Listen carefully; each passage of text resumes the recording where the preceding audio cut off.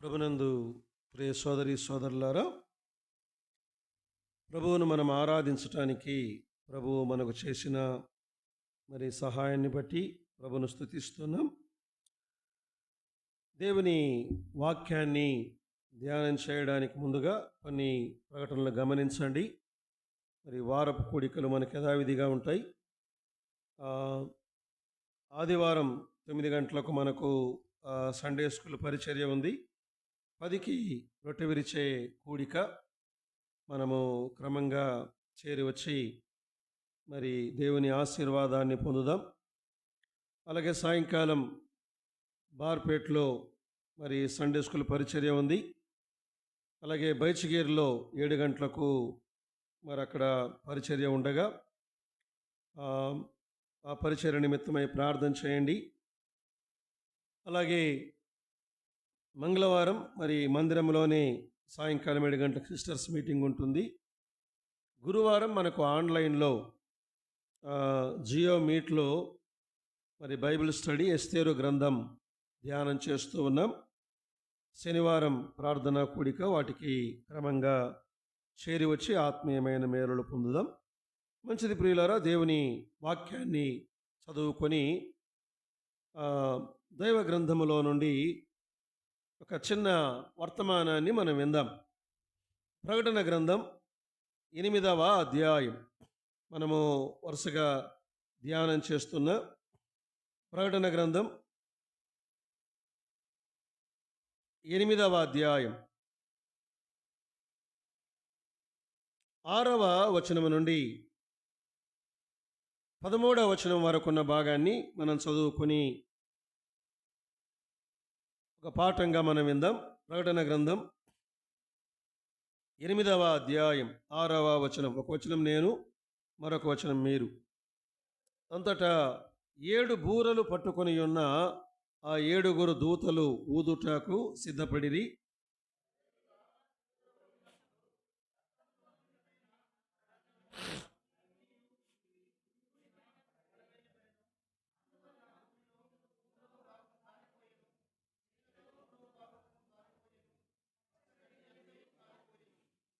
రెండవ దూత బూర ఊదినప్పుడు అగ్ని చేత మండుచున్న పెద్ద కొండ వంటిది ఒకటి సముద్రములో పడవేయబడెను.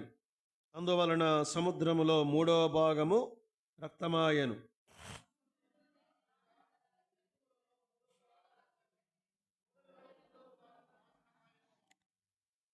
మూడవ దూత బూర ఊదినప్పుడు దివిటి వలె మండుచున్న ఒక పెద్ద నక్షత్రము ఆకాశము నుండి రాలి నదుల 3వ భాగము మీదను నీటి బుగ్గల మీదను పడెను.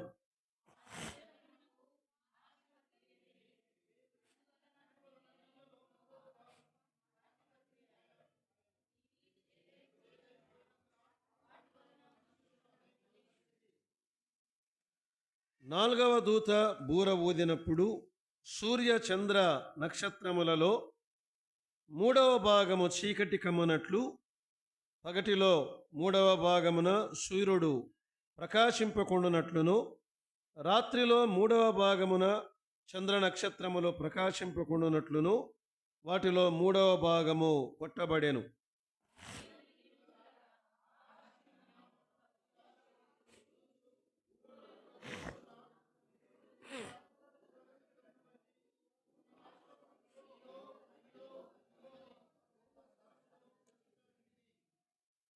దేవుడి లేఖన భాగాన్ని ఆయన మన వినికిడిలో దీవించునుగాక. ప్రియులారా, ప్రకటన గ్రంథం 8వ అధ్యాయానికి ఒక పేరు పెట్టుకున్నాం, శీర్షిక. ఏమిటవి? మొదటి 4 బూరలు. 8వ అధ్యాయం యొక్క విభజన 3 భాగాలుగా విభజించుకున్నాం. మొదటి 5 వచనాలు పరలోకములో అరగంట నిశ్శబ్దం. 2వ భాగం 6 నుండి 12 వరకు మొదటి 4 బూరలు. 3వ భాగం 13వ వచనం పక్షిరాజు కేక. అదొక పక్షిరాజు ఎగురుచు అయ్యో అయ్యో అయ్యో అని 3 సార్లు పలుకుట 13వ వచనములో గమనిస్తాం. ప్రియులారా, ప్రకటన గ్రంథం 1వ అధ్యాయములో యేసు ప్రభు వారి ప్రత్యక్షత చూశాం. అలాగే 2, 3 అధ్యాయాలలో సంఘముల మధ్య సంచరించే ప్రభు అయిన యేసుక్రీస్తు వారు. 4, 5 అధ్యాయాల్లో సంఘము ఆకాశ మండలమునకు ఎత్తబడుట, అక్కడ పరలోకములో ఆరాధన. ఆ తర్వాత ఏం జరుగుతాయి అంటే 6వ అధ్యాయము నుండి 18వ అధ్యాయము వరకు 7 ఏండ్ల శ్రమల కాలము. 7 ఏండ్ల శ్రమల కాలము. 7 ఏండ్ల శ్రమల కాలము తరువాత 1000 ఏండ్ల పరిపాలన. 1000 ఏండ్ల పరిపాలన తరువాత నిత్యత్వం. అంటే నేను ఒక ఏమంటారు బ్రాడ్గా ఈ అవుట్లైన్ చెబుతున్నాను. చాలా విషయాలు ఉన్నాయి. 7 ఏండ్ల శ్రమల కాలములో 7 ముద్రలు, 7 బూరలు, 7 ఉగ్రత పాత్రలు, 7 పోలికలు, క్రీస్తు విరోధి ప్రత్యక్షత, అబద్ధ ప్రవక్త ఈ భూలోకం మీదికి వచ్చుట, 666 ముద్ర వేయించుకునుట, 2 సాక్షులు, మహాబబులోను, ఇవన్నీ సంభవాలు ఉన్నాయి. 7 ఏండ్ల శ్రమల కాలము తరువాత యేసు ప్రభు వారు ఆయన ఒలివల కొండ మీదికి దిగి వచ్చుట. ఆయన ఒలివల కొండ మీదికి దిగి వచ్చిన తరువాత యూదులకు తీర్పు, అన్య జనాంగములకు తీర్పు, ఆ తర్వాత 1000 ఏండ్ల పరిపాలన. 1000 ఏండ్ల పరిపాలనలో యేసు ప్రభువును నమ్మిన మనము ఉంటాము. మహిమా దేహములతో ఉంటాము. మరలా మనం బ్రతుకుతామండి. మహిమా దేహాలు ధరించి 1000 ఏండ్ల పరిపాలనలో మనముంటాము. శరీరముతో ఉన్న అన్యులు ఉంటారు, శరీరముతో ఉన్న యూదులు ఉంటారు. సరే, అవన్నీ మనం వివరించుకుందాం. 1000 ఏండ్ల పరిపాలన తరువాత హర్మెగద్దన్ యుద్ధం. హర్మెగద్దన్ యుద్ధము తరువాత అంత్య తీర్పు, మహాధవల సింహాసనం. ఆ మహాధవల సింహాసనము తరువాత అగ్నిగుండం, పాతాళం, యుగయుగాల అగ్నిగుండం. మొదటి ఆకాశం, మొదటి భూమి అవి కాల్చబడి నూతన ఆకాశం, నూతన భూమి, నూతన యెరూషలేం, యుగయుగాలు మనం ప్రభువుతో ఉండబోతాం. ఇవి 2వ రాకడలో ఉన్న సంభవాలు. ప్రియులారా, 7 ఏండ్ల శ్రమల కాలములో సంఘము ఉండదు. మరలా చెప్తాను రెండవసారి. 7 ఏండ్ల శ్రమల కాలములో యేసు ప్రభువును నమ్మిన వారు ఉండరు. సో ప్రకటన గ్రంథం 8వ అధ్యాయములోని సంభవాలు మనకు సంబంధించినవి కావు. కానీ భవిష్యత్తులో ఏమి జరగబోతున్నాయో వాటిని దేవుడు ముందుగానే మనకు ఆయన వివరిస్తున్నాడు. అంతే, మనముంటామని కాదు. 7 ఏండ్ల శ్రమల కాలములో మనం ఉండం. సరే, మీకు ఒక గుడ్డి గురించి చెప్తాను. ఎందుకు ఉండము అంటే, నీ శ్రమలు అమ్మా, నీ శ్రమలు అయ్యా, నీ శ్రమలు ఏం మాట్లాడరే, కల్వరిలో అయిపోయాయి. మళ్ళా శ్రమ పడాలంటే ఏంటి? నీ శ్రమలిక లేవు. చూడండి, రోమాపత్రిక 8వ అధ్యాయం 1వ వచనం చెప్పుకొని నేను 8వ ప్రకటన గ్రంథం 8వ అధ్యాయంలోనికి వస్తాను. కాబట్టి ఇప్పుడు ఎవరిలో ఉన్నవారికి క్రీస్తు యేసులో ఉన్నవారికి ఏ శిక్షా విధి లేదు. ఏ శిక్ష లేదు. ఎందుకంటే శిక్ష అంతా ఆయన మీద పడింది కాబట్టి మనకు శిక్ష లేదు. మరి ఎందుకు దేవుడు రాయించాడంటే, మనము ఇవి తెలుసుకొని లోకములో ఉన్న ప్రజలకు దీన్ని వివరించటానికి. అయ్యా, యేసు ప్రభు దగ్గరకు రండి, మీరు రాబోయే శిక్షను తప్పించుకుంటారు. ఇదిగో మీకు బదులుగా ఆయన శిక్ష భరించాడు, మీరు నమ్మండి నమ్మండి అని లోకానికి చెప్పడము కొరకు దేవుడు ఆయన వ్రాయించాడు. మంచిది ప్రియులారా, మొదటి 5 వచనాలు ధ్యానం చేశాం. 6వ వచనము నుండి 13వ వచనం వరకు ఈ 4 బూరలు, వాటి అర్థాలు, వాటిలో ఉన్న ఆత్మీయమైన భావాన్ని మనం విందాం. 7వ వచనములో మొదటి దూత బూర ఊదినప్పుడు రక్తముతో మిళితమైన వడగండ్లును అగ్నియు పుట్టి భూమిపై పడవేయబడెను. మీరు ఒకసారి దీన్ని ఆలోచన చేయండి కదా. ఈ మొదటి దూత బూర ఊదినప్పుడు వడగండ్లు భూమి మీద పడ్డాయట. వడగండ్ల వర్షం. ఇవి మామూలు వడగండ్లు కాదు. వాటితో పాటు అగ్ని భూమి మీద పడగా పచ్చగడ్డంతయు కాలిపోయెను. అగ్ని భూమి మీద దేవుడు కురిపించుట, వడగండ్లను భూమి మీద కురిపించుట, ఇది దేవుని తీర్పునకు సాదృశ్యం. ఈ మధ్యన మీరు చాలా యూట్యూబ్లో చూస్తూ ఉంటారు. గత వారమే అనుకుంటాను, హాంకాంగ్, తైవాన్ భయంకరమైన గాలులు, వడగండ్లు. అసలు భవనాలు కార్లు నుజ్జు అయిపోతున్నాయి. పోయిన వారమేనండి. 7 ఏళ్ల శ్రమల కాలములో ఇంకెంత భయంకరంగా ఉంటుందో ఆలోచన చేయండి. పెంకుటిండ్లు నాశనమైపోతాయి, పెద్ద పెద్ద భవనాలన్నీ కూలిపోతాయి, కార్లు, వాహనాలన్నీ అవి అలా నుజ్జుగా మారిపోతాయి. ఒకవేళ మనుష్యుడు ఏ ఆశ్రమము లేకుండగా ఒకవేళ వీధుల్లో ఉంటే తలలు పగిలి అనేక మంది చనిపోతారు. ఇక్కడ రాయబడిన మాట, పచ్చ గడ్డి అంతయు కాలిపోయెను. చెట్లలో 3వ భాగము. ఎంత భయంకరమండి ఇది. అది ఇప్పటికే గ్లోబల్ వార్మింగ్. చెట్లు నాశనమైపోతున్నాయి. హైదరాబాద్ మునిగిపోయింది. ఎందుకు మునిగిపోయింది? ఆదోని మునిగిపోయింది. ఇంతకుముందు ఎందుకు మునిగిపోలేదు, ఇప్పుడు ఎందుకు మునిగిపోయింది? కాలువలన్నీ కబ్జా. నీళ్ళు ఎక్కడి పోవాలా? మన ఇంట్ల దగ్గర కూడా కాలువ కట్టేవాడు వస్తే ఇంతే గట్టు అని వాడినే బెదిరిస్తాం మనం. తప్పెవరిది? మానవునిది. హైదరాబాద్లో ఒకప్పుడు చెరువులు ఉన్నాయి, వంకలు ఉన్నాయి, నదులు ఉన్నాయి, కొండలు ఉన్నాయి. వాటన్నిటిని ఆక్రమించారు. నీళ్ళు ఎక్కడికి వెళ్తాయి? మా ఇండ్లలోకి వచ్చాయి అంటే తప్పు మనది పెట్టుకొని ప్రభుత్వాన్ని నిందిస్తాం.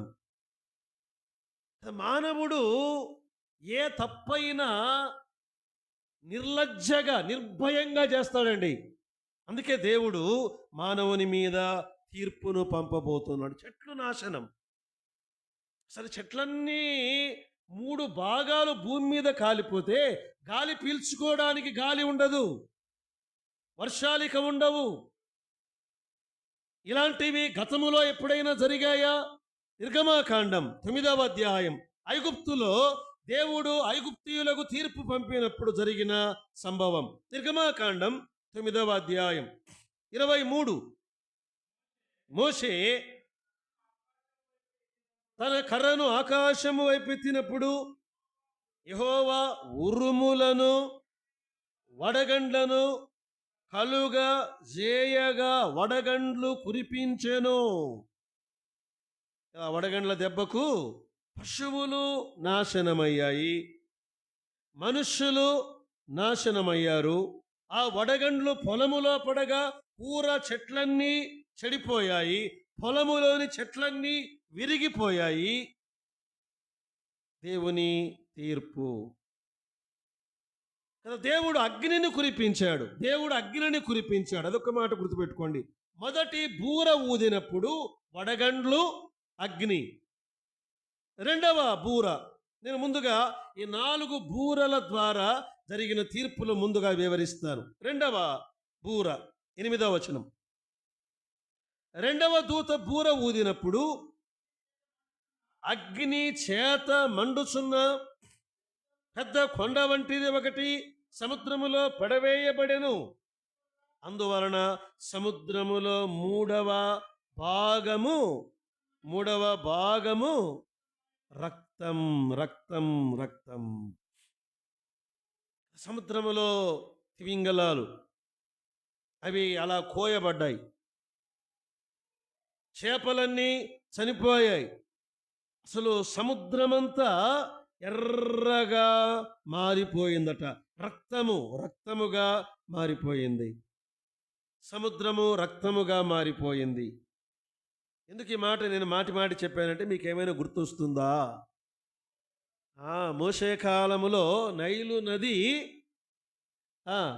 రక్తమాయను. రక్తములో చేపలు చచ్చిపోయాయి. కంపు కొడుతుంది సముద్రమంతా. అయితే అది నైలు నది మాత్రమే. కానీ 7 ఏండ్ల శ్రమల కాలములో సముద్రమంతా రక్తమైపోయిందట. ఎంత భయంకరమైన పరిస్థితి. ఐ థింక్ ఈ సంవత్సరమే 2-3 నెలల కిందట ఇజ్రాయేలు దేశములో గలిలయ సముద్రము ఎర్రబడింది. శాస్త్రవేత్తలందరూ ఆశ్చర్యపోతున్నారు అని మనము చదివాము, చూశాము. ఏంటంటే ఇదిగో రాబోయే దినాలలో నేను సముద్రములను ఇలా చేయబోతున్నాను అని ఆయన సూచాయిగా అలా చూపించాడు. ఇవన్నీ అబద్ధాలు కాదు.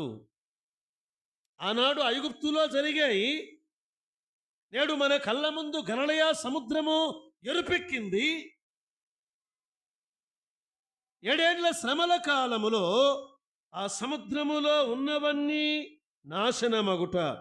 ప్రియులారా, భూమి అగ్ని చేత కాల్చబడింది.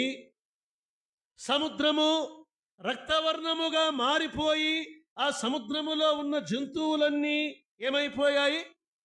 చచ్చిపోయి. భూమి తీర్పు పొందింది, సముద్రము తీర్పు పొందింది. 3వ బూర 10వ వచనం. 3వ దూత బూర ఊదినప్పుడు దివిటీవలే మండుచున్న ఒక పెద్ద నక్షత్రము ఆకాశము నుండి రాలి నదుల 3వ భాగము మీదను నీటి బుగ్గముల మీదను పడెను. ఆ నక్షత్రమునకు మాచిపత్రి పేరు. మాచిపత్రి అంటే నాచు అన్నాడు. ఇంకేమైనా చూద్దాం. అంటే మనకి పదము కొత్తగా ఉంది. మాచిపత్రి ఇంగ్లీష్లో ఏమైనా ఉంది నేను మగ్వాట్. సో అంటే అర్థమేమి? చేదు వృక్షము. It's a bitter tree. అంటే నీళ్ళలోకి కొంచెం వేయగానే నీళ్ళన్నీ చేదైపోయేటువంటి ఒక విషముతో నిండినటువంటి ఒక చెట్టును మాచిపత్రి అన్నారు. అందుకే నీళ్ళన్నీ ఏమైపోయాయి? చేదు కదా. నీళ్లు సముద్రములోని నీళ్లు కదా. నదులు, క్షమించండి, నదులు. భారతదేశంలో నదులు ఎన్ని ఉన్నాయి? గంగా నది, చెప్పండి తెలిసినవి. యమున, కృష్ణ, గోదావరి, తుంగ, భద్ర. తుంగ వేరు, భద్ర వేరు. మన దగ్గరకు వచ్చేసరికి తుంగభద్ర అవుతుంది. అది కర్ణాటకలో 2 నదులు అవి భద్రావతి దగ్గర 2 కలుస్తాయి. అక్కడ నుండి మనకు ఒక నదిగా వస్తుంది. మరి ప్రపంచములో నదులు అంటే ప్రపంచములో ఉన్న నదులన్నీ చేదు. 1 భూమి పైన తీర్పు, 2 సముద్రము మీద తీర్పు, 3 నదుల మీద తీర్పు. తర్వాత చూడండి 4వ బూర 12వ వచనం చదువునాను. 4వ దూత బూర ఊదినప్పుడు సూర్య చంద్ర నక్షత్రములలో 3వ భాగము చీకటి చీకటి చీకటి. ఇప్పుడు ఈ వేటి మీద తీర్పు జరిగిందండి? భూమి మీద తీర్పు అగ్ని మండింది. సముద్రము మీద తీర్పు, సముద్రం ఏమైంది? రక్తవర్ణముగా, రక్తము. సరే ఇలా గుర్తుపెట్టుకోండి మీరు. భూమి మీద తీర్పు అగ్ని, సముద్రము మీద తీర్పు, రక్తము. Very good. ఇప్పుడు లైన్లోకి వచ్చారు. తర్వాత మూడవది నదుల మీద తీర్పు, చేదు. వెరీ గుడ్, చేదు.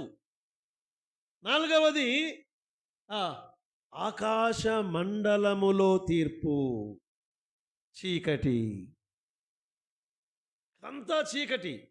ఉదయము చీకటే, రాత్రి చీకటే. మానవుడు చీకటిలో జీవించే దినాలివి. ఇవన్నీ కూడా ఐగుప్తులో దేవుడు ముందుగానే జరిగించాడు. వడగండ్లు అక్కడే కురిశాయి, నదులు అక్కడే రక్తవర్ణమయ్యాయి. వారు త్రాగడానికి ఆ నది దగ్గరికి వెళ్తే నీళ్లు వారు చేదు, తాగలేకపోయారు. ఆకాశములో ఆ సూర్యుడు చీకటి కమ్మాడు. ప్రియులారా, ఇవన్నీ రాబోయే దినాలలో మానవుడు ఆ తరువాత తీర్పును జరిగిస్తాడు. తీర్పును జరిగిస్తాడు కదా. ఈ దినాల్లో కూడా మాస్టర్స్, లెక్చరర్స్, టీచర్స్ పిల్లవానికి ఏదైనా ప్రాబ్లం ఉంటే ముందు కొట్టకూడదు. పిల్లల్ని కొట్టాలి, ముందు కొట్టకూడదు. కొట్టాలి, ఆ తర్వాత ఆ తీర్పును తప్పించుకునే మార్గమును చూపించి ఒకవేళ లోబడకపోతే, మీకు అర్థమైందా? ఇప్పుడు చెప్తాడు పిల్లోడు, అంటాడు వాడికి అర్థమయ్యేటట్లు చెప్పాలి. నీకేమో పాండిత్యం దండిగా తెలుసు. ఇప్పుడు నేను ఒక్కొక్క పాయింట్ చాలా విషయాలు నాకు తెలుసు, బట్ కన్సైడ్ చేసి చెప్తున్నాను, ఎందుకంటే మీకు అది చాలు అని కదా. వాడికి అర్థమయ్యేటట్లు చెప్పాలి. ఆ తర్వాత వానికి శిక్ష. ఆఖరికి వాడు నేర్చుకోకపోతే, లోబడకపోతే, మీరు బైబిల్ గ్రంథములో జరిగిన తీర్పులను గురించి మీకేమైనా గుర్తున్నవి చెప్పండి. పాత నిబంధనలో దేవుడు తీర్పు తీర్చిన తీర్పులు మీకేమైనా తెలిసినవి, మీకు మనసులో ఉన్నవి ఏమైనా చెప్పండి. నేను మీకు దాన్ని ఎలా దేవుడు విడిపించాడో చెప్తాను మీకు. నేను చెప్పరా? సొదొమ గొమొర్రాల మీద అగ్నిని కురిపించి, ఇంకొంచెం ముందుకు వెళ్దాం, అది వద్దులే, అది కూడా వద్దాం. జల ప్రళయము రప్పించడానికి ముందు అకస్మాత్తుగా రాత్రి పడుకున్నాము, రామ్జల నీళ్ళన్నీ మా ఇంట్లోకి వచ్చాయి. అట్లా ఉండదు. అప్పుడు 120 ఏండ్లు నోవహు ద్వారా నీతిని ప్రకటించాడు. మానవుడా, దేవుడు తీర్పు పంపబోతున్నాడు, మీరు ఓడలోనికి రండి. దేవుడు జల ప్రళయాన్ని పంపించబోతు నవ్వారు. మన అమెరికాలో ఒక యవనస్తుడు మైక్ పట్టుకొని స్వార్థను ప్రకటిస్తుండగా అమ్మాయిలు హాఫ్ నేకెడ్గా డ్రెస్సులు వేసుకుని వచ్చి ఇలా డ్యాన్స్ చేస్తూ ఎగతాళి చేస్తుంటే మరికొంతమంది వెళ్ళి యవనస్తులు అబ్బాయిని కొడుతున్నారు. సరే, అబ్బాయి ఏం చేశాడు తెలుసా? అలా మళ్ళా దెబ్బలు తిని మళ్ళా ప్రకటించాడు, యేసు ప్రభు మిమ్మల్ని తాగుడు నుండి విడిపిస్తాడు, మత్తు పదార్థాల నుండి విడిపిస్తాడు. వీధుల్లోనికి వెళ్ళిపోతున్నారు యవనస్తులు మైకులు పట్టుకొని. అమెరికా చాలా దుస్థితిలో ఉండగా వాళ్ళు ప్రాణాలకు తెగించి వాళ్ళు స్వార్థను ప్రకటిస్తున్నారు. అనేక మంది తన ప్రాణాలు ఇవ్వడానికైనా తెగించారు. అలాగే నోవహు ముందు స్వార్థను ప్రకటించాడు. రండి కురిపించటానికి ముందు దేవుడు అక్కడికి ఎవరిని పంపాడు? లోతును పంపాడు. లోతు సాక్షిగా ఉండాలి అక్కడ. లోతు నీతిమంతుడండి. అబ్రహాము దగ్గర ప్రార్థన నేర్చుకున్నవాడు, అబ్రహాము దగ్గర దేవుని వాక్యము నేర్చుకున్నవాడు. వాళ్ళ దగ్గరికి వెళ్ళి వాళ్ళలా డ్యాన్స్ వేయడం ప్రారంభించాడు. మనం కూడా ఆడికెళ్తే ఆడ డ్యాన్సు, ఈడికెళ్తే ఈడ డ్యాన్సు అంటే నువ్వు నమ్మిన వ్యక్తివి కాదు కదా. నీ ఐడెంటిటీ నువ్వు చూపించాలి. నీవున్న స్థలములో, నీవున్న కాలేజీలో, నీవున్న ఉద్యోగం చేసే స్థలములో, నీవున్న గ్రామములో నీవు ఐ యామ్ రైచస్ అని చెప్పాలి. నేను నీతిమంతుణ్ణి, నేను నీతిమంతురాలిని. నేను యేసు ప్రభు బిడ్డను. వారికి లోతు స్వార్థను ప్రకటించాలి, కానీ ప్రకటించలేకపోయాడు. ప్రియులారా, ఆలోచన చేయండి. దేవుడు తీర్పును తప్పించుకునే మార్గమును లోకానికి ఆయన చూపించబోతున్నాడు. సరే, ఆ 4 చెప్పాను కదా, ఏమేమవి? భూమి మీద, ఒకసారి చెప్పండి, నేను రెండవ పాయింట్కి వచ్చేస్తాను. భూమి మీద అగ్ని, భూమి మీద వడగండ్లు అగ్ని అని చెప్పాలి. 2 వడగండ్లు అగ్ని. సముద్రము మీద రక్తము, నదుల మీద చేదు, ఆకాశములో చీకటి. ఒక్కసారి కలువరి శిలువ వైపు చూద్దాం. మానవునికి తప్పించుకునేటువంటి మార్గము ఎక్కడ అంటే శిలువలో యేసు క్రీస్తు ప్రభువారు ఆయన అగ్నిని తన పైన వేసుకొన్నాడు. తండ్రి అయిన దేవుడు అగ్నిని ఆయన పైన కుమ్మరించాడు. విలాప వాక్యముల గ్రంథం 1వ అధ్యాయం 12, 13 వచనాలు. విలాప వాక్యముల గ్రంథం 1వ అధ్యాయం 12, 13 వచనాలు. త్రోవను నడుచువారులారా, ఇలాగు జరుగుట చూడగా మీకు చింతలేదా?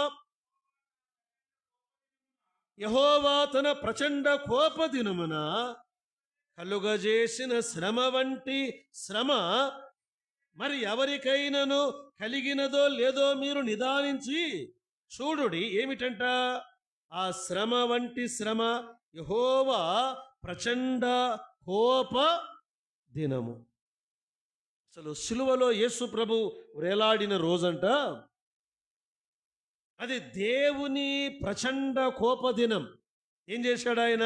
13వ వచనం, పరము నుండి ఆయన నా ఎముకల మీదకి అగ్ని ప్రయోగించి ఉన్నాడు, అది ఎడతెగక వాటిని కాల్చుచున్నది. ప్రభు యేసుక్రీస్తు ప్రభువారు మనందరి అగ్నిని ఆయన భరించాడు. నేను ఇలా చెప్పాలనుకుంటున్నానండి.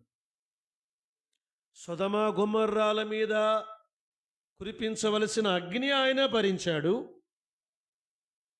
నీ మీదికి నా మీదికి రావలసిన అగ్నిని ఆయనే భరించాడు. 7 ఏండ్ల శ్రమల కాలములో మానవుల మీదకి రాబోయే అగ్నిని ఆయనే భరించాడు. మరి ఎందుకు సొదమ గొమొర్రా ప్రజలు శిక్షించబడ్డారంటే వారు నమ్మలేదు. నేను ఒక మాట చెప్దామనుకుంటున్నాను ఇక్కడ.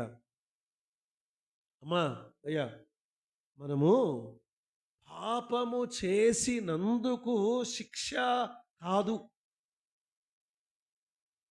మీకు అర్థం కావడానికి మళ్ళీ చెప్తున్నాను. మనము పాపము చేసినందుకు శిక్ష కాదు.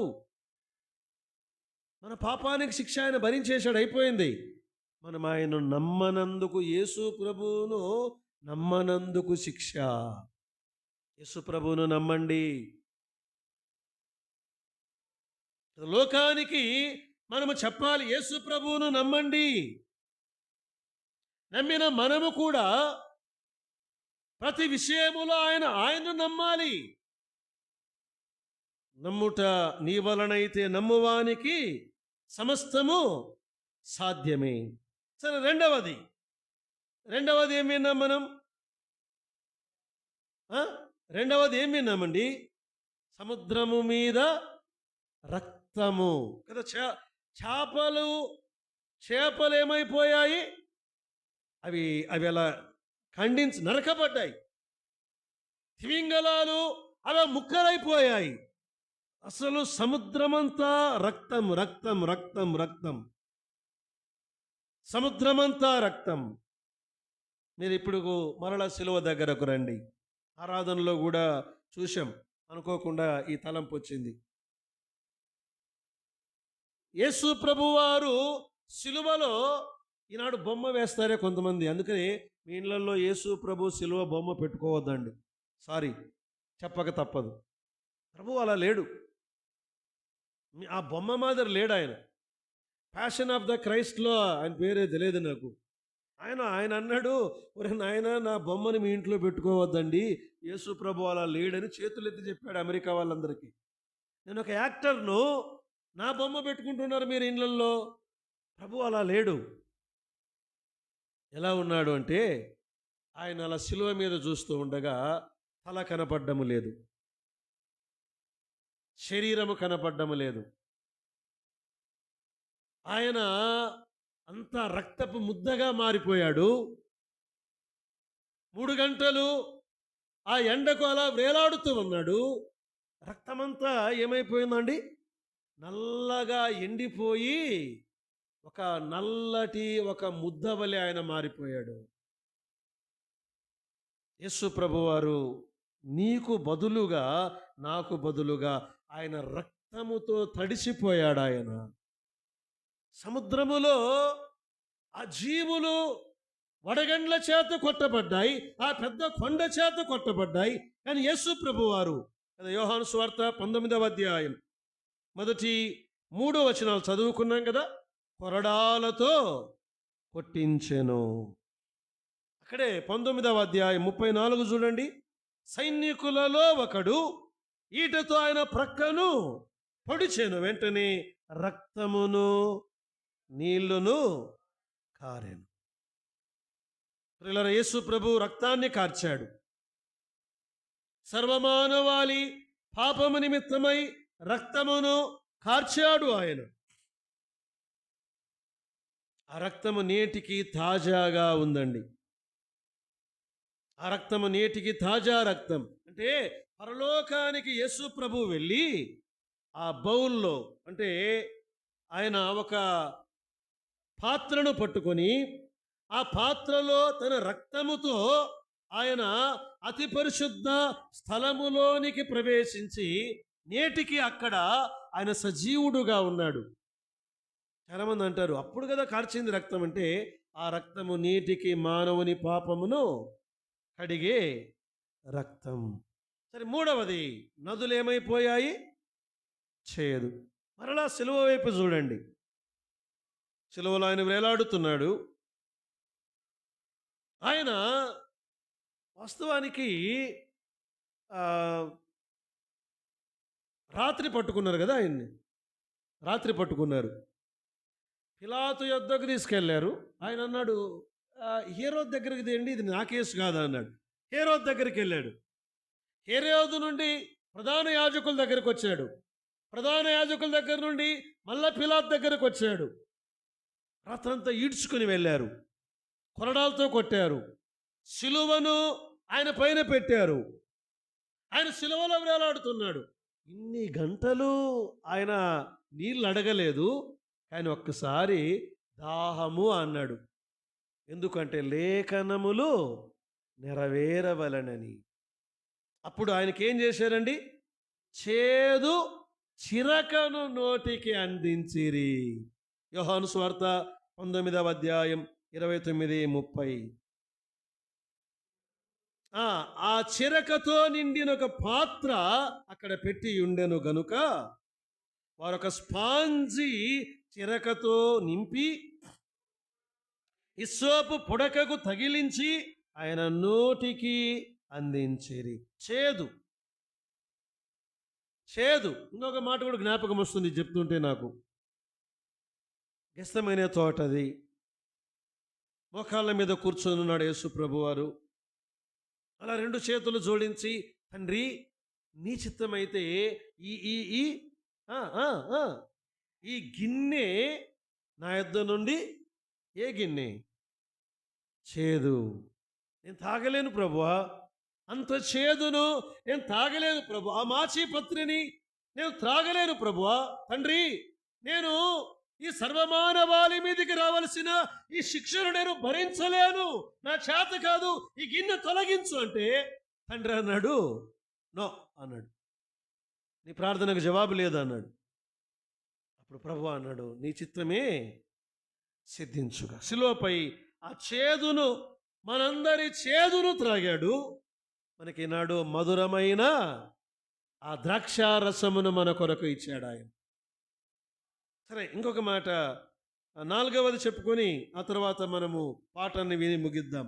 4వది ఏంటి? ఆకాశమంతా చీకటి. ఇంకా మీకు ఇప్పటికి అర్థమై ఉండాలి. యేసు ప్రభువారు సిలువలో వేలాడుతూ ఉండగా చెప్పాలి 3 గంటలు వరకు ఆ దేశమంతటా చీకటి కమ్మెను. మత్తయి సువార్త 27వ అధ్యాయం 45-46 వచనాల్లో మధ్యాహ్నము మొదలుకొని, అంటే భక్తులు అన్నారు 12 నుండి 3 గంటల వరకు ఆ దేశమంతటా చీకటి కమ్మెను. అప్పుడు ఆయన అన్నాడు, ఏలీ ఏలీ లమా సబక్తాని అని బిగ్గరగా కేక వేసెను. చీకటిలో ప్రియులారా, మీరు ఒకసారి ఊహించండి. అప్పటికే యేసు ప్రభువారు ఆయన మాంసపు ముద్దగా నల్లగా మారిపోయాడు. అప్పుడు తండ్రి అయిన దేవుడు సర్వ మానవాళి మీదకి రావలసిన ఆ ఉగ్రత పాత్రను ఆయన మీద అలా కుమ్మరించాడు.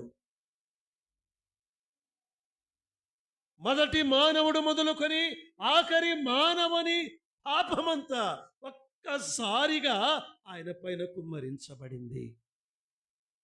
అప్పుడు ఆయన అన్నాడు, నా దేవా నా దేవా నన్ను అలా చెయ్యి విడిచితివి.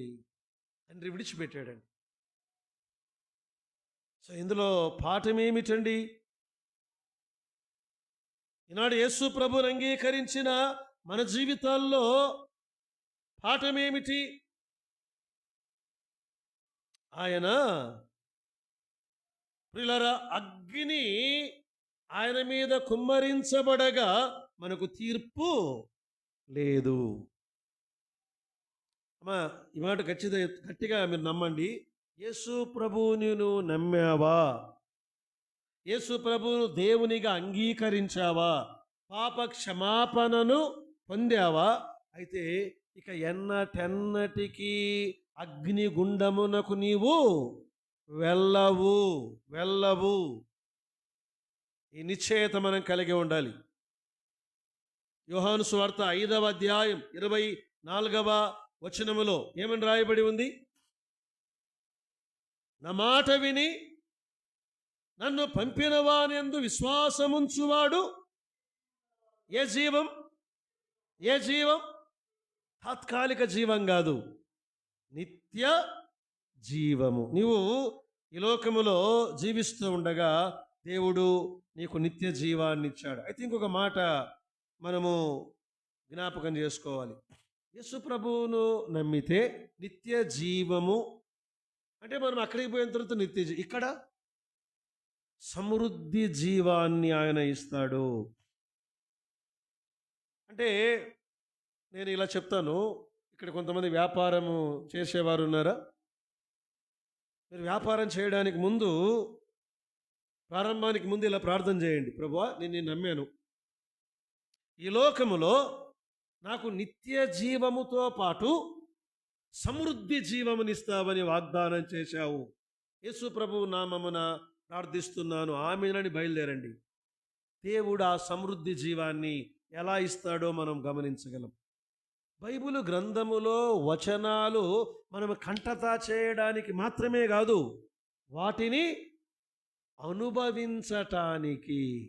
we have to claim the promises of God.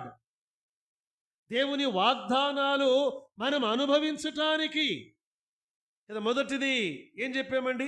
ఆయన మన తీర్పును తప్పించాడు. రెండవ మాట, మనం ఈ మాటలు చెప్పుకొని ముగిద్దాం. రెండవది ఏం చెప్పుకున్నాం? రెండవ దూత బూర ఊదినప్పుడు రక్తమాయను, సముద్రమంతా రక్తమాయను. అయితే తాగడానికి నీళ్లు లేవు, అంతా సముద్రమంతా రక్తం. అయితే యేసు ప్రభువారు ఆ రక్తము ద్వారానే మనల్ని ఏం చేశాడు? ఆయన కడిగెను. రక్తము కడిగేది, పాప క్షమాపణ.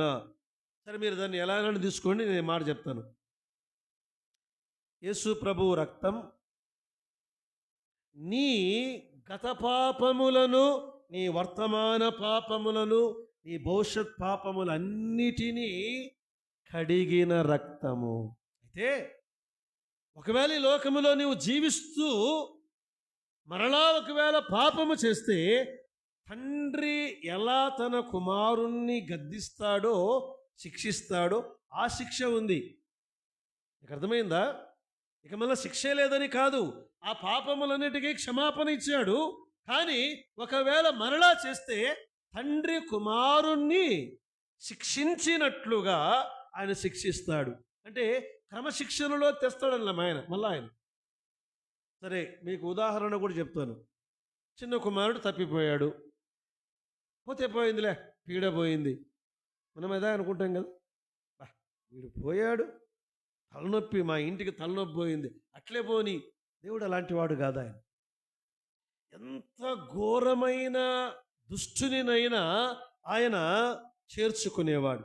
కుమారుణ్ణి మరలా చేర్చుకున్నాడు. కుమారుడు శిక్షించబడ్డాడు, క్రమశిక్షణ చేయబడ్డాడండి. అక్కడే క్రమశిక్షణ చేయబడ్డాడు. పందుల యజమాని దగ్గర ఆహారము లేక క్రమశిక్షణ చేయబడ్డాడు. తండ్రి క్షమాపణ, ఆ రక్తము క్షమించేది. ఇక్కడ పాఠం ఏంటంటే, వినండి, ఈనాడు చాలా కుటుంబాలు క్షమాపణ లేకుండా ఎక్కడికి వెళ్తున్నాయి? కోర్టుకు వెళ్తున్నాయి. క్షమాపణ అనేది క్రైస్తవ జీవితములో అగ్రభాగం. కలువరిలో ఆయన క్షమించాడు. యేసు రక్తం ప్రతి పాపము నుండి మనలను కడిగి పవిత్రులనుగా చేయును. క్షమించేది క్షమాపణ లేకపోతే క్రైస్తవ జీవితమే లేదు. ఒకసారి యేసు ప్రభు దగ్గరికి పేతురు వచ్చాడు. ప్రభువా, నా సహోదరుడు నా ఎడల తప్పిదము చేసిన ఎడల ఎన్ని మార్లు క్షమించాలి అని ఈయనే జవాబు చెప్పాడు. ప్రశ్న వేసింది ఈయనే. మనం కూడా ఆర్గ్యుమెంట్లు చేసేటప్పుడు ప్రశ్న మనమే వేస్తాము. మన దగ్గర ఆల్రెడీ జవాబు ఉంటుందన్నమాట. డిఫెండ్ చేసుకునే జవాబు, నాది కాదు తప్పు, నేరము నాది కాదు, ఎవరిది? ఆకలిది అన్నట్లు కదా. నాది కాదన్నా అమ్మాయిదే, అమ్మాయిది కాదన్నా అబ్బాయిదే, అన్న నాది కాదన్నా వాడిదే అని ఆర్గ్యుమెంట్ చెప్పి, ప్రభా 7 సార్లే కదా అన్నాడు. ప్రభా అన్నాడు, పేతురు 70 ఏళ్ల మారుల మట్టుకు అని తెలుగులో రాయబడి ఉంది. దాన్ని బాగా చదివితే 77 times 7 7 7 7 7 7 7 7 7 7 7 జా 7 7 జా 7 7 జా 7 7 జా 7 70 times అంట. మీరు 70 into 7 లెక్కేద్దండి. 7 into 7 into 7 into 70 సార్లు. ఏ క్యాలిక్యులేటర్లో అది సంఖ్య రావట్లేదు, అసంఖ్యాకం కదా. యేసు ప్రభు వారు ఆయన రక్తము ద్వారా మనకు క్షమాపణను ఆయన అనుగ్రహించాడు. మరి మూడవ చేదు, ఈనాడు మనకు మధురమైన జీవితాన్ని ఆయన అనుగ్రహించాడు. చేదు తీసివేశాడండి. కానీ చాలాసార్లు మన జీవితాల్లో కొన్ని చేదైన చెప్పండి డ్యాష్, నేను అలా డ్యాష్, చేదైన రాత్రి అదే గుర్తొస్తాయి, కూర్చుంటే అవే గుర్తొస్తాయి. ఏమి ఇలా చేదైపోయింది నా జీవితం? ఎవరైనా అన్నారా ఈ మాట? మీరు కాదు, బైబిల్ గ్రంథంలో నయోమి, నన్ను నయోమి అని పిలువకండి, నన్ను మారానండి. నేను మధురంగా ఉన్నదాన్ని నా భర్తను కోల్పోయాను, కుమారులను కోల్పోయాను, నా జీవితం చేదైపోయింది. కానీ ప్రభు ఎలా టర్న్ చేశాడు తెలుసా అండి? బోయజు అక్కడికి వచ్చాడు, బలవంతుడు. ఎవరా బోయజు? మన పరలోకపు యేసుక్రీస్తు ప్రభువారు మనందరి హృదయాల్లో చేదును పికిలించి తీసివేయును గాక. ఆమేన్. చేదును ధ్యానం చేయకండి, తీసేయండి. చాలాసార్లు అప్పుడప్పుడు ఉందా అంటుంటుందిలే, రాత్రి టక్కని నిద్రపోతుంది అంటే టక్కని నిద్రపోతుంది, మరి అంతే. ఎందుకంటే అయిపోయింది. గతం గతః నా గతః. నువ్వు గడిచిపోయిన నిన్నటిని గురించి స్టడీ చేసి నోట్స్ రాసి, ఏది నిన్నటిని గురించి కామెంటరీ రాసి ఏం చేస్తావు? Live it. అయిపోయింది. గతాన్ని దేవుడు తీసివేశాడు. ఆ మోయాబు అనుభవాలు తీసివేశాడు. బోయజు ద్వారా జీవితాన్ని ఆయన మధురముగా మార్చేవాడు. మీరు ఒకసారి సమరయ స్త్రీ దగ్గరికి వెళ్ళండి. అమ్మా, నువ్వు ఇప్పుడు ఎలా ఉన్నావంటే ఆమె అంటుంది, నా ప్రభువు నాకు జీవజలములను ఇచ్చాడు. రక్తస్రావ రోగము కలిగిన స్త్రీ దగ్గరికి వెళ్ళండి. అమ్మ, నీ జీవితం ఎలా ఉంది? నేను స్వస్థపరచబడ్డాను. ఎవరి ద్వారా? నజరేయుడైన యేసు ద్వారా. 4వ దూత బూర ఊదినప్పుడు ఏం జరిగిందండి? చీకటి. ఈనాడు మన జీవితాలు చెప్పండి, ఇంక ముగిద్దాం. వెలుగు. అసలు ఇంకా చెప్దాం, మన మన మన మనకు దేవుడు వెలుగును ఇవ్వలేదు. ఆయన ఎలా చెప్పాలి నేను, మనకు వెలుగునివ్వలేదు ఆయన. మనమే వెలుగైపోయాము. అర్థమైందా? నీవే వెలుగు. నిన్ను వెలుగుగా చేశాడు ఆయన. నీవు వెలుగు. చూడండి, ఆఖరిగా ఈ వచనం చదువుకుని ప్రార్థన చేద్దాం. ఎఫెసీ పత్రిక 5వ అధ్యాయం 8-9 వచనాలు. మీరు పూర్వమందు చీకటి అయి ఉంటిరి, ఇప్పుడైతే ప్రభువు నందు వెలుగు. వెలుగు. మీరు వెలుగు. నీవు వెలుగు. అంటే అంత చీకటి ఉంది, నీవు వచ్చి నిలబడ్డావు. అంత చీకటి ఉంది, నీవు వచ్చి నిలబడ్డావు. అక్కడ ఉన్న వాళ్ళకంతా ఏం కావాలి? ఆటోమేటిక్గా నీ వెలుగు ద్వారా వాళ్ళందరికీ చీకటి తొలగిపోవాలి.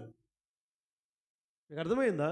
ఈనాడు చాలామంది ఏం చేస్తున్నారంటే, అన్న ఆ చర్చికి పోయే వాళ్ళు క్రైస్తవులే అన్న, మా ఊర్లో ఉండేది క్రైస్తవులే, ఇక్కడ ఉండేది క్రైస్తవులే, వాళ్ళకి ఏం చెప్తాం మనం అంటే, నీవు అర్థం చేసుకో, నీ వలే వారు వెలుగయ్యారా? వెలుగు కాకపోతే నీవు అక్కడికి వెళ్ళాలి, వారి దగ్గర నిలబడాలి, నీ వెలుగును వారు చూడాలి. మరుగై ఉండవద్దు. నీ వెలుగు చేత వారు వెలిగించబడాలి. అసలు నీవు వెలుగు, ఇంకొక వెలుగును దేవుడు నీ చేతికి ఇచ్చాడు. నీ వాక్యము వెలుగు. నీ వాక్యము నా త్రోవకు వెలుగు కదా. ఆ వెలుగును చేత పట్టుకొని ఇంకో మాట చెప్తాను, వెలుగు రాజ్యములోనికి మనలను వారసులనుగా చేశాడు. కాబట్టి మరలా చీకటిలో ఉండక, చీకటిలో ఉన్న వారికి వెలుగునిద్దాం. ప్రియ సోదరి సోదరుడా, ప్రభువు నమ్మిన నీవు ఒకసారి నీ చుట్టూ చూడు. నీ బంధువులు ఇంకా ఎవరైనా చీకట్లో ఉన్నారా? నీవు వెళ్ళి అక్కడ నిలవబడంటే ఊరికి నిలబడ్డం కాదు. యేసు ప్రభు అయిన వెలుగయ్యున్న యేసు ప్రభువును వారికి ప్రకటించు. అలాంటి కృప ప్రభు మనకు అనుగ్రహించునుగాక. ఆమేన్. ప్రార్థన.